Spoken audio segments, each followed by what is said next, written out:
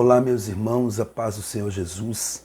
Eu sou o pastor Alexandre Martins e nós estamos aqui para gravar mais uma aula da nossa matéria de discipulado cristão. Quero lembrar aos irmãos que na aula passada nós falamos sobre a quinta atitude que devemos tomar depois que nós entregamos a nossa vida a Jesus como nosso Salvador, que é a atitude de agir no Espírito. É necessário que toda pessoa que entrega a sua vida a Jesus, ele compreenda que agora essa pessoa não pode agir mais na carne, porque como um cristão, ele precisa vigiar e agir no Espírito, tá? Falei também na aula passada sobre o dever que temos de colocar o fruto do Espírito em prática. E eu disse aos irmãos que o fruto do Espírito ele é implantado por Deus na pessoa que aceita Jesus como seu Salvador. Quando o Espírito Santo vem morar em alguém, uma vez que essa pessoa confessou a Jesus como Salvador, o Espírito Santo implanta o fruto do Espírito, que nada mais é do que qualidades morais, tá? Cuja origem são divina. E isso é muito importante para a vida do cristão. Falei na aula passada também sobre a sexta atitude, que nós devemos manter a cura e a libertação. Uma vez que você se entregou a Cristo, você foi liberto, tá?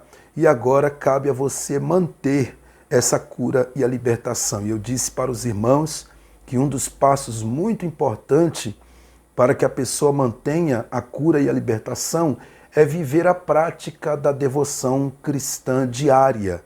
É você todos os dias orar, ler a Bíblia e procurar cada vez mais aperfeiçoar o seu relacionamento com Deus, porque só assim você vai conseguir manter a cura e a libertação que você recebeu de Deus. E falei também sobre a sétima atitude, que é pedir conselho ao líder. Eu disse aos irmãos que muitas pessoas fracassam na caminhada cristã porque não buscam conselho do seu líder, de alguém mais experiente, para que possa lhe orientar na caminhada cristã, né? Eu disse aos irmãos que é necessário entender que Deus colocou um líder no seu caminho, na sua vida, e que esse líder ele já é alguém experiente, alguém que já viveu muitas situações e que pode lhe orientar nesse momento da sua vida cristã. Então, você deve pedir conselho ao seu líder, você deve pedir oração ao seu líder, você deve compartilhar com ele as dificuldades que você tiver durante a sua carreira cristã, tá bom? Esses foram os assuntos da nossa aula passada. E hoje, meus irmãos, nós vamos falar sobre a oitava atitude que devemos tomar depois que nós aceitamos a Jesus como Salvador, que é proferir somente palavras de bênçãos. Lembrando aos irmãos que essas aulas de discipulado é baseada numa apostila que eu escrevi sobre as atitudes que nós devemos tomar depois que aceitamos a Jesus como Salvador. Esse manual de discipulado, eu chamo ele como manual de discipulado cristão. Essa apostila de discipulado, eu chamo ela como manual de discipulado cristão, que é onde você vai aprender as atitudes que você deve tomar depois que você aceita Jesus como Salvador. E a oitava atitude é proferir somente palavras de bênção. Os irmãos não reparam que eu estou com a minha garganta um pouco prejudicada hoje, tá bom? Mas essa oitava atitude, ela está baseada na carta de Tito, carta de Paulo a Tito, no capítulo 2, versículo de número 8, onde a Bíblia diz assim: linguagem sã e irrepreensível, para que o adversário se envergonhe, não tendo nenhum mal que dizer de vós. Nós sabemos que Satanás, irmãos, ele é acusador. Então, quando você entrega a sua vida para Jesus, ele agora vai ficar olhando, observando você, para ver se você comete alguma falha, algum erro nas suas palavras, para que ele possa lhe acusar. Mas uma vez que você muda o seu comportamento no que diz respeito à sua fala, às suas palavras, às suas atitudes, isso envergonha Satanás, porque ele não tem nenhum mal para dizer ao seu respeito. Então, agora que você é um discípulo de Cristo, sua linguagem não pode mais continuar sendo a mesma de outrora, tá? Tem pessoas que falavam gírias, falavam palavrões, tinham um português sujo. Isso não pode mais existir na sua vida. A pessoa que gostava de falar gírias, de contar piadas indecentes, de falar palavrões, né? Usava chavões mundanos no seu palavreado, isso não pode mais existir na sua vida. Você tem que ter uma linguagem que condiz com a palavra de Deus. Uma linguagem dentro dos padrões bíblicos. Aquela linguagem respeitosa. Aquela linguagem que quando você chega num lugar e você começa a conversar, as pessoas já observam algo diferente em você. E diz assim, esse fulano é crente. Essa fulana é crente. E aqueles que já te conheciam começam a dizer assim, como mudou o fulano de tal? Como mudou a fulana de tal? O seu português, a sua maneira de falar, realmente é a maneira de falar de um homem de Deus. Tá? Então, você agora precisa mudar o seu palavreado. Outra coisa importante, você não pode mais amaldiçoar as pessoas. Tem alguns de nós que, quando não servimos ao Senhor, falávamos muitas palavras de maldição. Pessoas que amaldiçoavam os filhos, amaldiçoavam a esposa, o esposo, amaldiçoavam as pessoas na rua. Agora você não pode mais fazer isso. Você agora é um servo de Deus, suas palavras têm poder.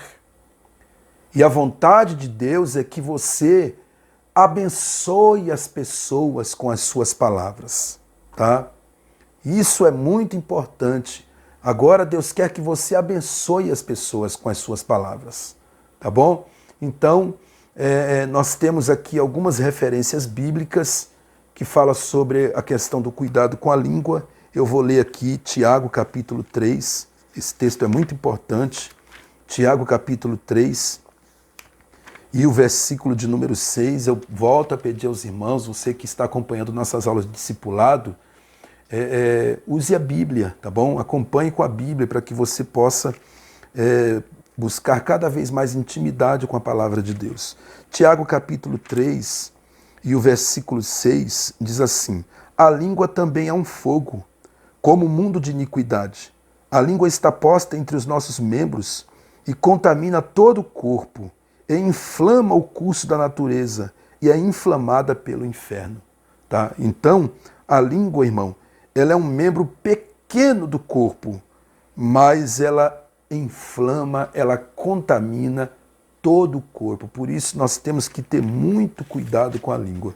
1 Pedro capítulo 3 e o versículo 10, Pedro disse assim, porque quem quer amar a vida e ver os dias bons, refreie a sua língua do mal e os seus lábios não falem engano. Então, se você quer ter dias melhores, se você quer ter dias bons, Pedro disse, se você ama a vida de Deus, a vida com Deus, então você tem que refrear a sua língua. Não é tudo que vem na mente, na boca que a gente vai falar, irmãos. Nós temos que nos policiar, tá? E os seus lábios não falem engano. Mentira também não é para crente, né? A gente às vezes fica observando pessoas que mentem muito, jovens que mentem muito, e às vezes mentem até para o pastor. mentem até para o seu líder. Isso não pode mais acontecer na sua vida. Você agora é um servo de Deus, então você tem que falar a verdade, doa quem doer, ainda que ela te prejudique, mas você tem que falar a verdade, tá bom? E o último texto que eu quero ler é Apocalipse capítulo 21 e o versículo 8, que diz: quanto aos covardes, aos incrédulos, aos abomináveis, homicidas, fornicadores, feiticeiros, idólatras e todos os mentirosos, a sua parte será no lago que arde com fogo e enxofre, o que é a segunda morte. Então, não haverá salvação para quem mente. Nós precisamos falar a verdade sempre, porque o nosso Deus é um Deus verdadeiro, tá bom? Nós vamos agora para a nona atitude que nós devemos tomar depois que aceitamos a Jesus como nosso Salvador, que é tomar cuidado com as alianças, tá, irmãos? Não são todas as alianças que vão nos fazer bem. Precisamos tomar cuidado com isso, porque muitas vezes o diabo usa como estratégia as alianças para nos prejudicar, tá? Segunda carta de Paulo aos Coríntios, capítulo 6, e o versículo de número 14 e 15 diz assim: não vos prendais a um jugo desigual com os infiéis, porque que sociedade tem a justiça com a injustiça? E que comunhão tem a luz com as trevas? E que concórdia há entre Cristo e Belial? Ou que parte tem o fiel com o infiel? E que consenso tem o templo de Deus com os ídolos? Porque vós sois templo do Deus vivente. Como Deus disse, neles habitarei, e entre eles andarei, e eu serei o seu Deus, e eles serão meu povo. Então, irmão, que comunhão tem a luz com as trevas? Que comunhão tem a justiça com a injustiça? Nenhuma. Então nós precisamos tomar cuidado com as alianças, porque agora nós somos templo de Deus. E como eu disse, vou repetir, muitas vezes o diabo usa as alianças como estratégia para nos derrubar, tá? Ele muitas vezes se transfigura de anjo de luz, tá? Como está em 2 Coríntios capítulo 11 e o versículo 14, mas ele não é da luz. Ele se disfarça de anjo de luz para nos derrubar. Então você agora não pode mais ficar para cima e para baixo andando com aqueles amigos que não servem a Deus. Aquele amigo que te convidava para o bar, agora você vai convidá-lo para ir à igreja. E se ele quiser, ele vai. Mas se ele não quiser, você também não pode mais acompanhar ele para o bar. Você também não pode mais acompanhar, você que é jovem, aquele amigo que ia com você para a festa mundana. Aquele amigo que gostava de ficar em rodinha de narguile. Se afaste dessas amizades. Quando você tiver alguma aproximação, é para falar de Jesus para essa pessoa. Porque Deus disse, eu habitarei entre eles, eu habitarei neles e entre eles. Então Deus agora habita em você. E Deus não compactua com o pecado. Deus não vai querer você sentando na mesa de Deus e na mesa dos demônios. Tá, irmãos? Então, com quem você está fazendo aliança? Observe isso. Veja com quem você está andando. Com quem você está fazendo aliança. Faça aliança com homens de Deus. Tem jovem que ele tem amizade com todo mundo do mundo. E na igreja ele se fecha, não quer fazer amizade com as pessoas. Faça amizade dentro da igreja. Você, irmã, faça amizade com as irmãs na igreja. Tá? Tome cuidado, porque alianças no mundo pode parecer coisa muito boa, mas pode ser a sua derrota. Tem pessoas que muitas vezes largam dos caminhos do Senhor simplesmente porque ficaram andando com quem não queria nada com Deus. E isso foi uma pedra de tropeço no teu caminho. Suas amizades não podem ser desgraça para a sua vida. Suas amizades têm que ser bênção para a sua vida, tá? Não é preciso fechar os relacionamentos, se fechar para os relacionamentos e amizades. Porém, não se entregue também às amizades carnais, às influências mundanas, que não lhe edificam, mas que vão lhe contaminar. Então, você não precisa virar inimigo da pessoa, mas você também não pode deixar ela te influenciar para o mal. Você não pode deixar essa pessoa te afastar de Deus, tá bom? Tome cuidado com as alianças. Esta é a nona atitude, tá bom? Nós estamos na sexta aula, essa é a nona atitude. E a 10ª atitude que você deve tomar depois que você aceita Jesus como Salvador é crucificar a carne e alimentar o espírito. Agora você vai ter que negar a si mesmo. Crucificar a carne é negar a si mesmo. Lucas capítulo 9 e o versículo de número 23. Lucas capítulo 9 e o versículo de número 23 diz assim: E dizia a todos: Se alguém quer vir após mim, negue-se a si mesmo e tome cada dia a sua cruz e siga-me. Então, irmão, agora você que já entregou a sua vida para Jesus, você precisa crucificar a carne e alimentar o espírito, tá? Crucificar a carne é negar a si mesmo. E o que é negar a si mesmo? Negar a si mesmo é esquecer ou abrir mão dos seus próprios interesses ou interesses carnais para fazer a vontade de Deus. É você renunciar, rejeitar as vontades da carne para satisfazer a vontade de Deus. Isso é negar a si mesmo. Ou seja, agora eu não posso mais fazer a minha vontade, eu não posso mais fazer a vontade da carne, eu preciso fazer a vontade do Espírito. A carne agora ela está crucificada com Cristo. Como Paulo disse, eu já estou crucificado com Cristo, não vivo mais eu, mas Cristo vive em mim. Então, irmão, todas as vezes que você alimentar o Espírito, automaticamente você vai crucificar a sua carne. Todas as vezes que você dizer não às vontades da carne, você está crucificando ela. Você está renunciando ela, tá? Todas as vezes que o meu espírito quiser que eu faça uma coisa, a minha carne vai querer que eu faça outra. Isso é muito importante, você precisa saber disso. Todas as vezes que o espírito quiser que você faça uma coisa, a sua carne vai querer fazer outra.